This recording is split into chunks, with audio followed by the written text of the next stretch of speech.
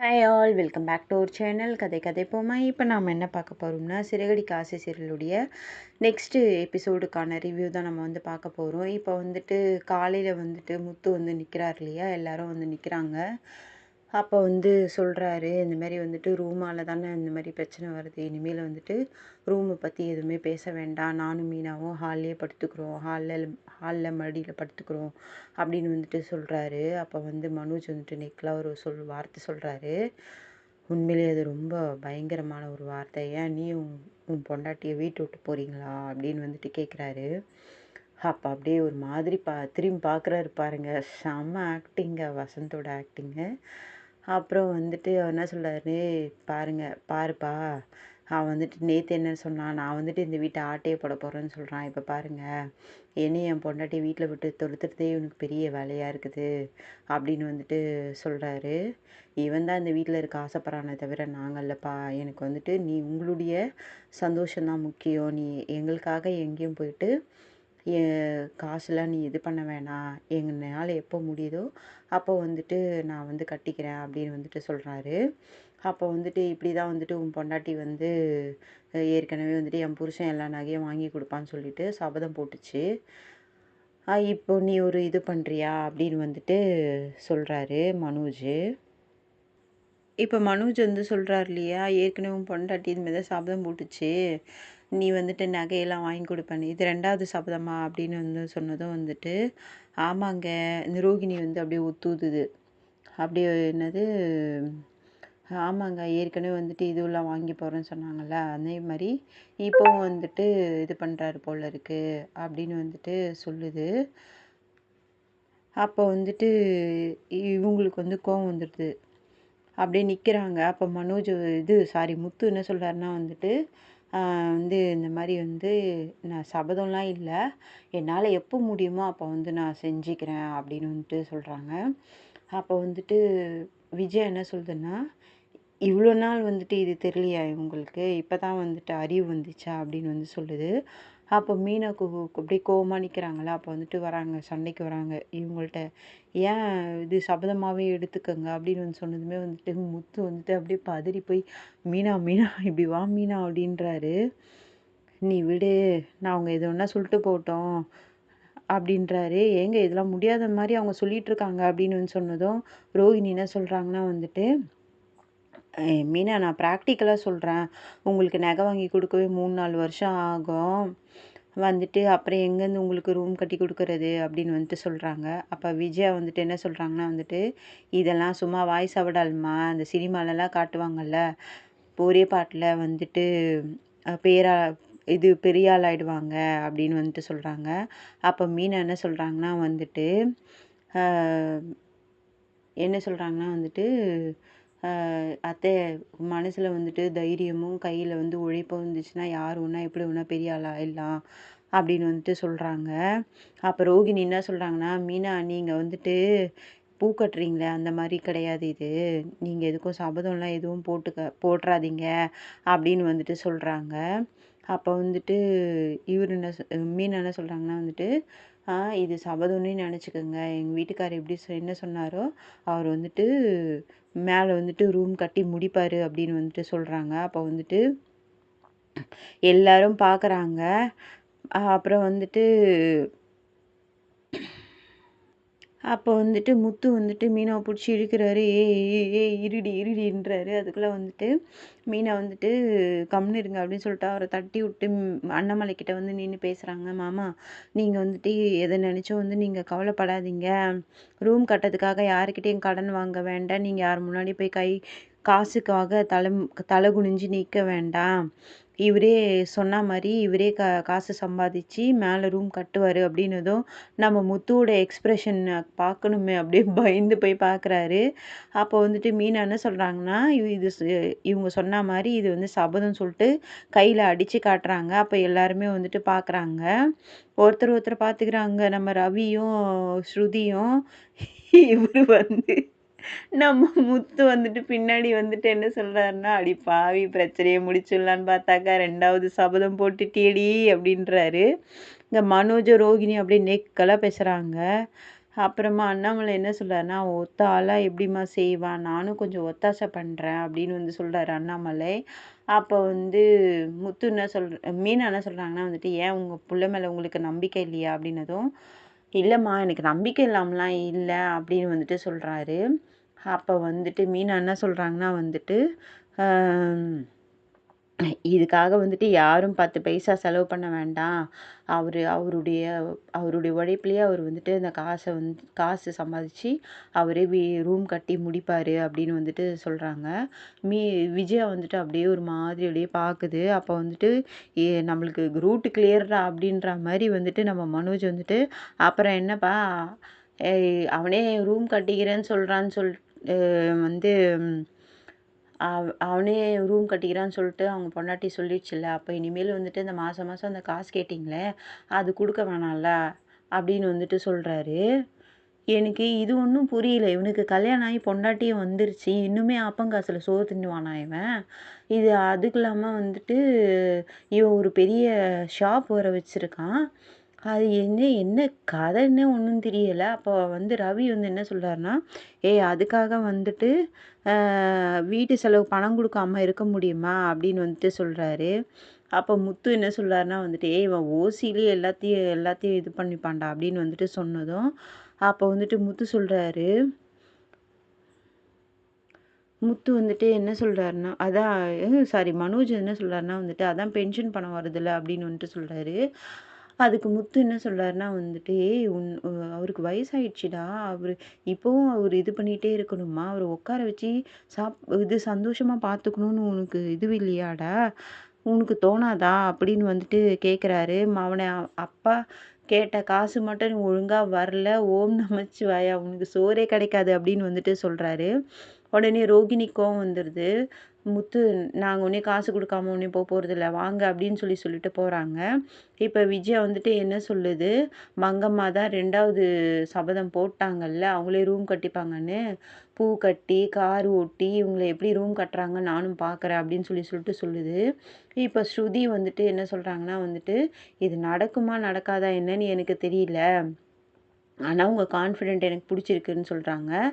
அப்புறம் ரவி வந்துட்டு என்ன சொல்றாருன்னா வந்துட்டு, அண்ணி நானும் வந்து கொஞ்சம் ஹெல்ப் பண்றேன்" அப்படின்னதும் வந்துட்டு, வேண்டாம் அவரே பார்த்துப்பாரு" அப்படின்னு சொன்னதும் வந்துட்டு, முத்து வந்துட்டு, "அதான் அவளே சொல்ட்டால்லடா எல்லாம் நானே பார்த்துக்கிறேன்" அப்படின்னு வந்துட்டு சொல்றாரு. அப்போ அவங்களும் போயிடுறாங்க.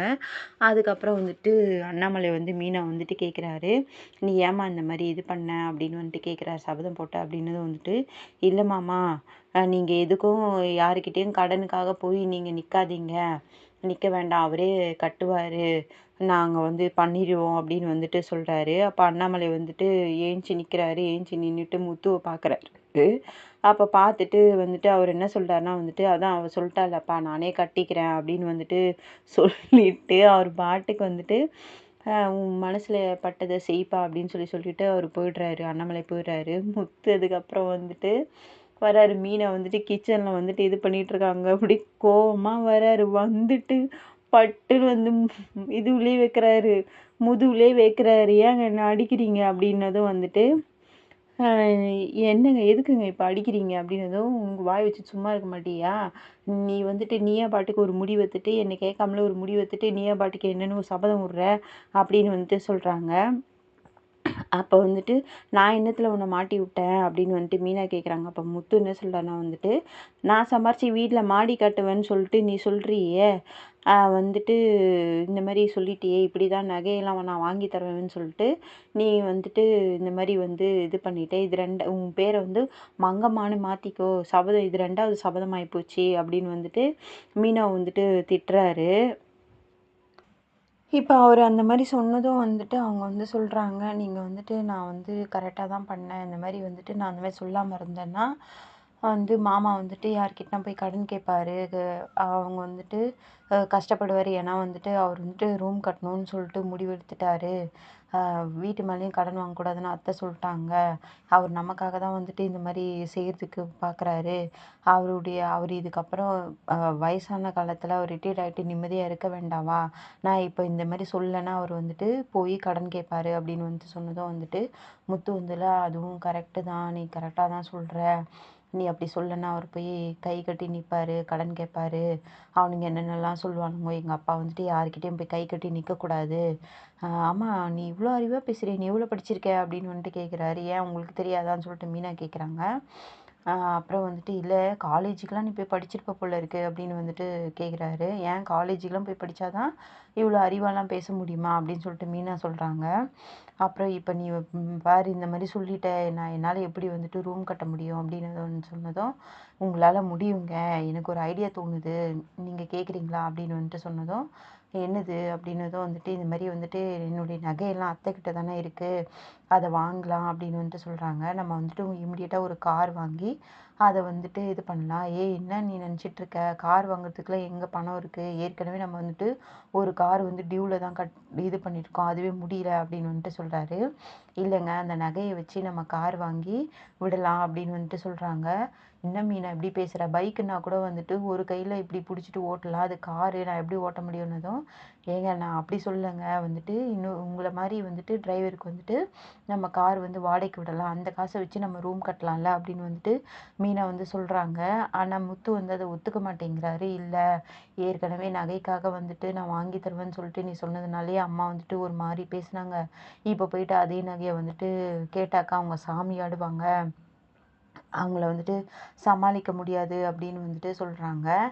அப்புறம் இப்போ அவங்க சொல்கிறாங்க இல்லையா மீனா, வந்து இந்த மாதிரி வாங்கிக்கலான்ட்டு. ஆனால் முத்து என்ன சொல்கிறாருன்னா வந்துட்டு, இல்லை எங்கள் அம்மா ரொம்ப இதுவாக பேசுவாங்க, ஏற்கனவே சொன்னதுனால வந்துட்டு அப்படின்றாங்க. அப்புறம் எப்படிங்க நம்ம சீக்கிரமாக மேலே ரூம் கட்டுறதுன்னு மீனா சொல்கிறாங்க. வேறு எதனா வழி இருக்கும், நான் யோசிக்கிறேன் அப்படின்னு வந்துட்டு சொல்லிட்டு போகிறாரு. இங்கே வந்துட்டு மீனா வந்து அப்படியே வந்துட்டு யோசிச்சுட்டு நிற்கிறாங்க. இங்கே மனோஜ் வந்துட்டு அவரோட ஷாப்பில் இருக்கார், கஸ்டமரை பார்த்துட்ருக்காரு. இப்போ இவங்க வராங்க, நம்ம ரோகிணி வந்துட்டு வராங்க. நம்ம ஷாப்பில் வந்துட்டு ஏன் வந்துட்டு க்ரௌட் இல்லை அப்படின்னு வந்துட்டு கேட்குறாங்க. வீக் டேஸில் வந்துட்டு இருக்காது அப்படின்னு வந்துட்டு சொல்கிறாங்க. அப்போ வந்து இவங்க என்ன சொல்கிறாங்கன்னா வந்துட்டு, கடையை வந்து ரொம்ப ப்ரமோட் பண்ணணும், அதுக்கெலாம் வந்துட்டு நிறைய யோசிச்சிட்ருக்கேன் அப்போலாம் வந்துட்டு சொல்கிறாரு. அட்வர்டைஸ்மெண்ட்லாம் பண்ணணும்னு சொல்லிட்டு நீ எப்போவுமே கடையை பற்றி யோசித்து ரொம்ப ஸ்ட்ரெஸ்டாக இருக்கல அப்படின்னு வந்துட்டு சொல்கிறாங்க. வேறு என்ன பண்ணுறதுன்னு சொல்லிட்டு மனோஜ் சொல்கிறாரு. கொஞ்சமாச்சு ரெஸ்ட் எடுக்கலாம்ல அப்படின்னு வந்துட்டு ரோகிணி சொல்கிறாங்க. இவங்க என்ன சொல்கிறாங்கன்னா வந்துட்டு, அதுக்கெல்லாம் எங்கேருந்து டைம் இருக்குது அப்படின்னதும் வந்துட்டு, நம்ம ஒரு மேரேஜ் ஃபங்க்ஷனுக்கு போகலாம் அப்படின்னு சொல்லிட்டு ஒரு இன்விடேஷன் ஒன்று எடுத்து கொடுக்குறாங்க. அந்த இன்விடேஷன் கொடுத்து இந்த மாதிரி வந்துட்டு பாம்பேக்காரங்க என்னோடய கிளைண்ட்டு தான், ரெசார்ட் புக் பண்ணியிருக்காங்க, அங்கே போகலாம் நாளைக்கு ஈவினிங்கு அப்படின்னு சொல்லிட்டு சொல்கிறாங்க. என்ன கல்யாணம் ரெசார்ட்டில் இல்லாமல் பண்ணுவாங்க அப்படின்னு சொல்லிட்டு வந்து சொல்கிறாங்க. அப்போ வந்துட்டு இல்லை அவங்க நிறைய பேருக்குலாம் சொல்லல, என்னையும் இன்வைட் பண்ணியிருக்காங்க, கொஞ்சம் நெருங்கின சொந்தம் தான் வந்துட்டு வராங்க, நம்ம போகலாம் நாளைக்கு ஈவினிங்கு அப்படின்னு வந்துட்டு சொல்கிறாங்க. அப்போ மனோஜ் என்ன சொல்கிறாருன்னா வந்துட்டு, எப்படி வந்து இது பண்ணிட்டு வந்து போகிறது அப்படின்னதும் வந்துட்டு, ஒரு நாள் தானே ஸ்டாஃபை பார்த்துக்க சொல்லலாம் அப்படின்னு சொல்லிட்டு ரோகிணி சொல்கிறாங்க. அதுக்குள்ளே அப்புறம் வந்துட்டு என்ன சொல்கிறாங்கன்னா, நான் வேணா வித்யாவனா வர சொல்கிறேன் அப்படின்னு வந்துட்டு சொல்கிறாரு. ஆனால் இவங்க அப்படியே வந்து ரொமான்டிக்காக வந்துட்டு அப்ரோச் பண்ணுறாங்க, கையெல்லாம் பிடிச்சிட்டு. நம்ம 2 பேரும் டைம் ஸ்பெண்ட் பண்ணி ரொம்ப ரொம்ப நாள் ஆயிடுச்சு, இந்த வந்துட்டு நம்ம 2 பேரும் வந்துட்டு இப்படி போகலாம், வெளியில் போகலாம் அப்படின்னு வந்துட்டு சொல்கிறாங்க. நம்ம நம்ம தனியாக தானே இருக்கோம், நம்ம ரூமில் தானே இருக்கோம் அப்படின்னு வந்துட்டு சொன்னதும், ஆல்ரெடி தான் முத்துவும் மீனாவும் அந்த ரூம் எடுத்துக்கிறாங்களே அப்படின்னதும் வந்துட்டு மனோஜ் என்ன சொல்கிறாருன்னா வந்து, இப்போ தான் அப்பா வேணான்னு சொல்லிட்டார்ல அப்படின்னதும் வந்துட்டு, இல்லை நம்ம வந்துட்டு போகலாம் அப்படின்னு சொல்லிட்டு சொல்கிறாரு. இப்போ அதெல்லாம் நடக்கட்டும் அப்படின்னு வந்துட்டு சொல்கிறாங்க. நம்மளுக்கு வந்துட்டு ஒரு டைமே கிடைக்க மாட்டேங்குது, நம்ம அந்த ரெசார்ட்டுக்கு போனாக்கா நம்மளுக்கு தனியாக ரூம்லாம் அலாட் பண்ணியிருக்காங்க அப்படின்னதும், அப்படியா அப்படின்னு சொல்கிறாரு. இவங்க அப்படியே ஷர்ட்டெல்லாம் பிடிச்சி ஒரு இதுவாக பண்ணுறாங்க. நம்ம மேரேஜ் முடிச்சுட்டு அந்த ரூமில் ஸ்டே பண்ணிக்கலாம் அப்படின்னதும் வந்துட்டு அப்படியே ரொமான்டிக்காக ஒரு லுக் ஒன்று கொடுக்குறாரு பாருங்க, கேவலமாக இருக்குது.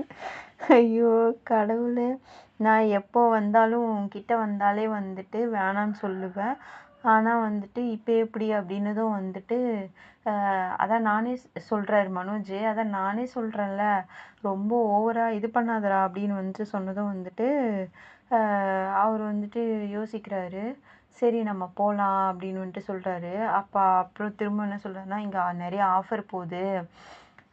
நெறைய கஸ்டமர்ஸ்லாம் வருவாங்க." அப்படின்னு வந்துட்டு சொன்னதும் வந்துட்டு, ரோஹிணி என்ன சொல்றாங்கன்னா வந்துட்டு, "என்ன ஹலோ இந்த ஆஃபர்லாம் வந்துட்டு எப்போ வேணாலும் இது பண்ணிக்கலாம். ஆனா நான் குடுக்குற ஆஃபர வந்துட்டு நீ இப்ப தான் யூஸ் பண்ணிக்க முடியும்னதும்" வந்துட்டு அப்புறம் வந்துட்டு அவரு அங்கேயே வந்துட்டு பிஸ்னஸ் பத்தி தான் யோசிக்கிறாரு. ஆமா, அங்கன்னா வந்துட்டு இப்போ இது ஹிந்திக்காரங்கன்னா நெறைய பேர் வருவாங்க. நெறைய பிஸ்னஸ்மேன்லாம் வருவாங்க. அவங்க பணக்காரங்களா தானே இருப்பாங்க. அப்படிலாம் வந்துட்டு யோசிக்கிறாரு. அப்போ வந்தாங்கன்னா நம்ம பிஸ்னஸ்க்கும் நம்ம வந்துட்டு இது பண்ணிக்கலாம்னதும் வந்துட்டு, ரோகிணி வந்துட்டு அப்படியே அடிக்கிறாங்க அவர. "நமக்காக வரல, அப்போ பிஸ்னஸ்க்காக தான் நீ வரல்ல" அப்படின்னு வந்துட்டு இது பண்றாங்க. "இது ஒரு போனஸ் மாதிரி ரோகிணி. நான் உனக்காக தான் நமக்காக தான் வரேன்" அப்படின்னு வந்துட்டு சொல்றாரு. சொல்லிட்டே நம்ம போலாம் அப்படின்னு சொல்லி சொன்னதுமே வந்துட்டு, இப்பதான் அவருக்கு ஒரு ஒரு ஆப் ஒண்ணு வரப்போகுது பாருங்க. இப்ப வந்துட்டு ஒரு ஃபோன் ஒண்ணு அடிக்குது. ஃபோன் அடிச்சதும் இவரு போயிட்டு எடுக்குறாரு. அப்புறம் அந்த கடையில இருக்கிறவரு வந்துட்டு பேசுறாரு. இந்த மாரி வந்துட்டு, "எங்களுக்கு வந்துட்டு நாங்க ஒரு ஒரு சர்வீஸ் அபார்ட்மெண்ட் ஓப்பன் பண்றோம். அந்த மாரி எங்களுக்கு வந்துட்டு கேட்ஜெட்ஸ்லாம் வேணும். ஹோம் கேட்ஜெட்ஸ் வேணும்." அப்படின்லாம் வந்து சொல்றாரு. ஒரு பல்க் ஆர்டர் குடுக்குறாரு. 5 TV, 5 AC, fridge, washing machine அதெல்லாம் வந்துட்டு இவரு வந்து எழுதிக்கிறாரு. எப்படியோ வந்துட்டு ஒரு 4,00,000 வரும் அப்படின்னு சொல்லிட்டு அவரு வந்துட்டு சொல்றாரு.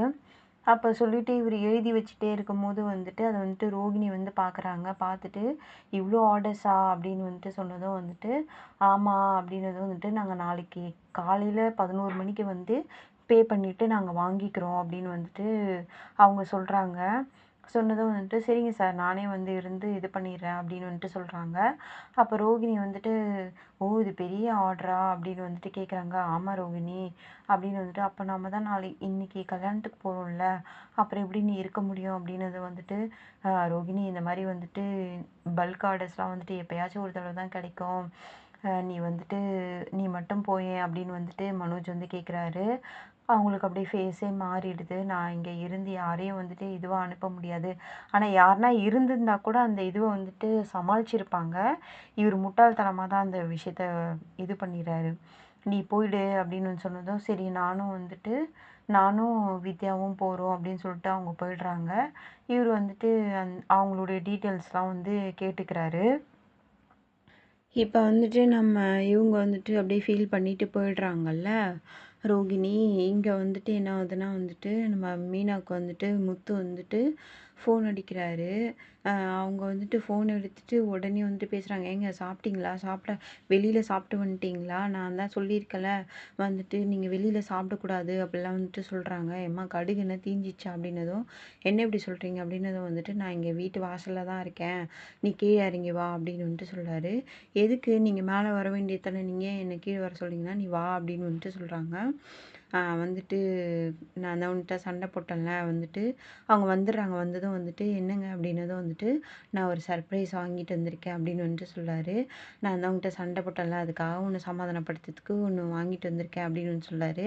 அவங்க உடனே ஆசையா வந்துட்டு மல்லிகைப்பூவும், அல்வாவும் அப்படி வாங்கிட்டு வந்தீங்களா? அப்படின்னது வந்துட்டு, எப்ப பார்த்தாலும் மல்லிகைப்பூவும், அல்வாவுமாவே இரு" அப்படின்னு வந்துட்டு சொல்றாரு. "இல்ல சாரி எதுனா வாங்கிட்டு வந்திருக்கீங்களான்னு?" கேட்குறாங்க. "இல்ல அது இல்ல, அதுக்கு மேல" அப்படின்னு வந்துட்டு சொல்றாரு. அப்ப வந்துட்டு டிக்கி தொறந்து காட்டுறாரு. டிக்கி தொறந்து காட்டுனப்போ அதில வந்துட்டு செங்கல் வந்து அடுக்கி வச்சிருக்குது. "என்னங்க இது?" அப்படின்னதும் வந்துட்டு, "இல்ல வந்துட்டு நான் வந்துட்டு ஒரு இவருக்கு வந்துட்டு ஹார்ட்வேர்ஸ் வச்சிருக்கிறவருக்கு வந்துட்டு இன்னைக்கு வண்டி ஓட்டுனேன். அவர் வந்துட்டு காசு குடுக்கும்போது வந்துட்டு, நீங்க எனக்கு செங்கலா குடுத்துருங்க" அப்படின்னு வந்துட்டு அவரு கேட்டு வாங்கிக்கிறேன். அததான் இத எடுத்துட்டு வந்திருக்கேன் அப்படின்னு வந்துட்டு சொல்றாரு.